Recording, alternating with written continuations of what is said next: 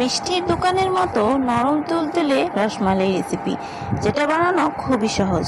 তো আসসালামু আলাইকুম এভরিওয়ান, আজকে আমি আপনাদেরকে দেখাবো ঘরে বসে কিভাবে খুব সহজে রসমালাই বানানো যায়। তার জন্য আমাকে প্রথমেই নিতে হবে গুঁড়া দুধ। তো আমি 1 কাপের মতো গুঁড়া দুধ নিয়েছি, তার সাথে আমি একটু ঘি অ্যাড করে ওটা ভালো করে মিক্স করে নিয়েছি। তারপর আমি এখন নিয়ে নেব ডিমের সাদা অংশটা, যেটা আমার এইখানে খুব বেশি ইম্পর্টেন্ট।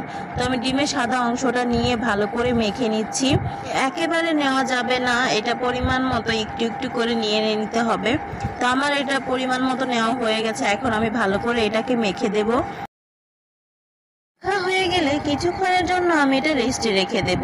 তো আমার কিছুক্ষণ রেস্টে রাখা হয়ে গিয়েছিল, তো এখন আমি এটাকে বের করে নিয়েছি গোল করার জন্য। তো আমি এখন এটাকে ছোট ছোট আকৃতির গোল করে নিচ্ছি। দেখতে কিন্তু একদম ছোট ছোট পাখির ডিমের মতো মনে হচ্ছে, খুব সুন্দর লাগছে। আর এই গোল করার জন্য অবশ্যই আমাকে হাতে খেয়ে নিতে হবে।